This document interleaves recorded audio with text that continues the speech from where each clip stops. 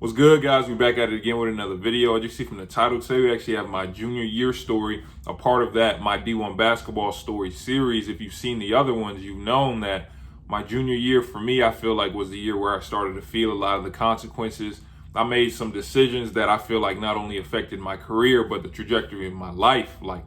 I made some pretty bad decisions. We're going to talk about it in this video. But before we get into the video, though, I recently got a message on Noodle over these last couple of days. His tag is Athletes by Bates. He hit me up on Noodle. He didn't even ask me a question. He just wanted to let me know the impact that I've been making, in his program and how my videos are helping some of his players.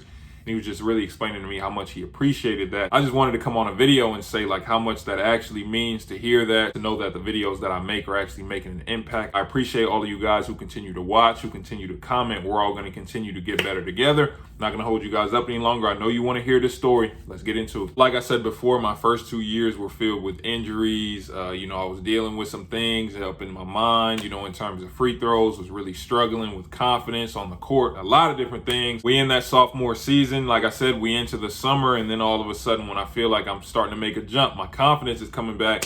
Oh no, we need to shut you down. The fracture in your tibia never actually healed, even though you have a rod in it now.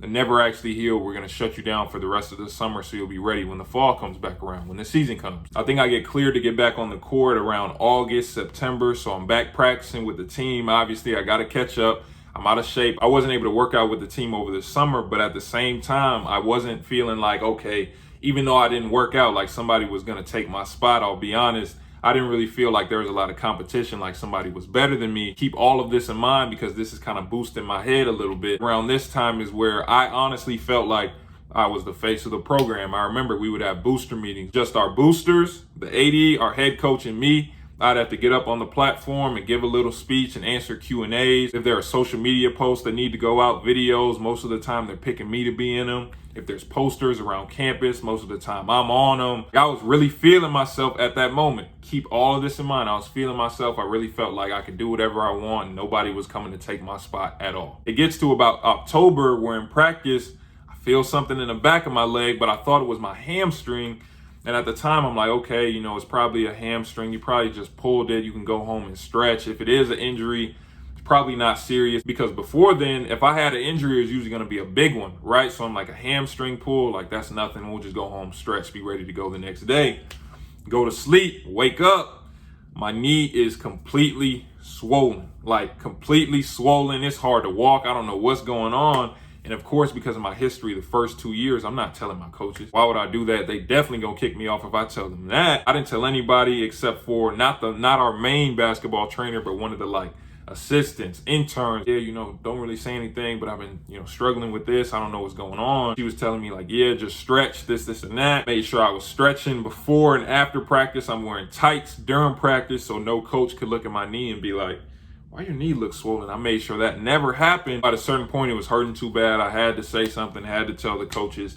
We go to the doctor and they say I have something called osteochondritis dissecans. So basically pieces of my, fibula were breaking off and floating around in my knee. Usually the protocol is to take the pieces that are already floating around in your knee now. We can just take those out. Obviously, after all those injuries, surgeries, I wasn't going to sit out again. Maybe a couple days after that, I actually ended up making one of the biggest mistakes I think I've ever made, in my life. And honestly, I kind of didn't even want to talk about it on the channel, but I feel like telling my story will help a lot of players. So let's talk about it. So this is still October. This is actually the night before our first official practice. I was in the dorm. The opportunity came to, go outside and smoke weed, right? For me, honestly, I had never done anything like that before. Never in my life, never even really thought about it. Obviously, I didn't really have a lot of friends in high school, so I was never, social like that. Never even thought about it, but it was offered to me. And I'm sitting there and I'm like, well, you have been struggling with your free throws. And I'm pretty sure I saw something on the internet that said, oh yeah, if you do this, it can help your knee pain. And I had all of this going through my head. And I say that to say those were just some things I was telling myself because I really wanted to do it. But that's just what I was telling myself to justify it. Also, this was my first time. So I'm thinking, man, it's my first time. I'm not going to get in trouble at all. All right, whatever. Keep in mind, I feel like I'm the man. I can do whatever I want. It's kind of similar to when you see, NBA players, they all of a sudden start getting in trouble and stuff when they get to the league or when they're in the league for a while. When you get to a point where you feel like no one can tell you anything, you're the man, the world's around your finger, whatever, because that's where I was at. that's where you start to get into trouble. Plus, I'm also thinking it's my first time. I'm not going to get in trouble, like whatever. And they're not going to do nothing to me, even if I do get in trouble, because no one's going to take my spot. That was my mindset. Honestly, I was like, they're not going to be able to do anything anyway. Go outside, I'm partaking, and I see a group of people walking my way or whatever. Instantly, I'm scared. Have a conversation with these people who happen to be the RAs. So instantly, I knew I messed up. I knew I put myself in a situation I should have never put myself in. I was so mad at myself in that moment. I specifically remember being in that moment like, bro, you never doing nothing like this ever again. What were you thinking? Like, you're stupid. Our coaches had told us before, if we ever get into trouble, just call them right away, not try and hide it. Of course, I wasn't going to be that type of player. Oh, act like nothing happened. I called my coach. It might have been midnight. It was late. Called him right away. Hey, coach, I did this, and that. I made a mistake, man. I'm sorry. On the phone initially, I was surprised because I wasn't getting yelled at, He's like, okay, tomorrow I'm gonna let you know where we're gonna go from here. I won't get too much into the details, but after that situation, after it got found out, obviously I had to have a meeting with the AD. All the gear in my locker was taken. I mean, everything. Shoes, jerseys, whatever, undershirts, compressions, all of it was gone. Couldn't practice that next day, but I was practicing the day after that, but I had to wear a penny and stuff I had from home. I was wearing shoes that I hadn't worn since high school because they took everything. Had to get up at 5 a.m. for like 2 weeks and do work around campus. Had to present a PowerPoint to the team about the effects of marijuana. And in my head, I was already kicking myself like, bro, you made the dumbest decision you could have ever made. But I'm going to tell y'all this. Still at the time, I'm thinking, shoot, like I'm in trouble, but what are they going to do? The big behind me isn't better than me. They still going to have to play me. Yeah, they mad at me, but still, they gonna have to play me, right? I get through all the consequences. We get to the first game of the season. Keep in mind, my knee is still completely jacked up. It still hurts really bad, but I'm just continuing to fight through it, play through it, because I'm like, bro, like I'm not sitting out again. It doesn't really matter. And I just messed up. I'm definitely not about to sit out, because then I'm definitely not getting back in the rotation, because they just gonna remember what I just did. I played the first half for the first game of my junior year. We get to halftime. I go to the locker room. The trainer sees my knee and says, you're done. I tried to fight. Oh, no, I'm fine. I'll put on a leg sleeve. I'll do this, and that. You're done. You're having the surgery right when we get back, because my knee was that big. She told me verbatim that if I would continue to play, I probably would have torn my ACL in that game. So I'm like, okay, I guess I got to sit out. Get back, I have surgery. And like I say all the time, college is a business. The best skill you can have is availability. So I wasn't available. So guess what? That player who I thought, oh, he's not as good as me, it doesn't matter. All of a sudden, he's starting to produce. He's starting to play well. They're starting to play him more and more in the games. And I got my teammates telling me, when you come back, I don't think they're going to give you your spot back when you come back. Like, I don't think they're going to. But I'm telling my teammates, bro, y'all are crazy. I come back, and they were completely right. They were completely right. For the first time in my career since my freshman, sophomore year of high school, all of a sudden, I'm getting DNPs. And when I say DNPs, literally just like it was in high school, walk down the bench, look me in my eyes, and pick somebody else to go in the game. Those type of DNPs. So I'm really starting to feel it. And at that point, instead of hunkering down, okay, Brian, you made a mistake, then you got hurt. This is why you're not playing. You need to get back in the gym. You need to make sure you're performing every day in practice to get your spot back. I'm like, okay, y'all won't do me like this. Forget it then. I'm really about to do what I want. So I'm really going out, because I wasn't really playing like that. I'm going to be honest. Like, I really wasn't caring about the team a lot. Bad decision after bad decision. All of a sudden, I show up late to film one time, and we in the hotel, had a DNP that game, and I completely kind of understood that. I was mad at the moment, but I can understand it now.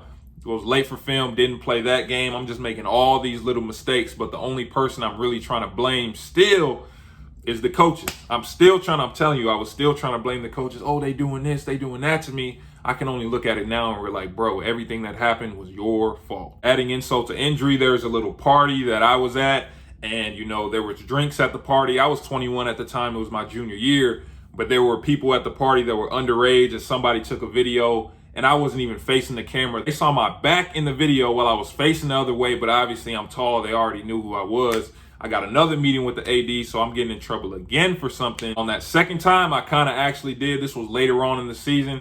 In the conference play, I'm like, all right, bro, like, you really wilding out here. Like, I don't know what you think you're doing right now, but you about to mess up the opportunity that you've been given. So I tried to get back into it, focus a little bit more. Actually started to get back in the rotation as we started to get further into conference play, further towards the conference tournament. As the season comes to a close, I started to get back into it. I've told you guys before, our last game of that season, conference tournament, I had 8 blocks in that game, and I thought I was back in all the coaches' good graces, like, oh, they love me now. I just had 8 blocks. I'm showing that my legs are back. That I'm back healthy, I'm this, and that. I know I made mistakes, but they're going to give me a chance my senior year to, make up for it and really produce. Walking to my end of season meeting, I won't get too much into it. I've talked about it before in a couple videos.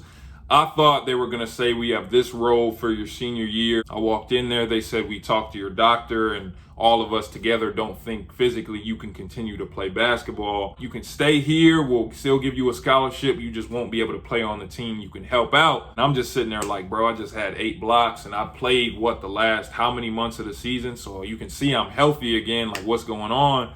I wasn't outwardly mad about it. I was just like, okay, I'll put my name in the transfer portal. That summer, because that was the summer that COVID hit, we actually had to leave campus, I think it was in March or April. So it was from around that time all the way to when I reported to my new school in August, all the mental obstacles I had to go through trying to find a school. I want to go D1 to D1, but I'll be honest, my options weren't amazing, especially right out the gate. The first day I put my name in the portal, I thought my phone was going to be blowing up. That was not the case. We're going to talk about it in the senior year video, but the reason I really wanted to make this one was to let every player know, because I know it's a lot of players that deal with this or will deal with this.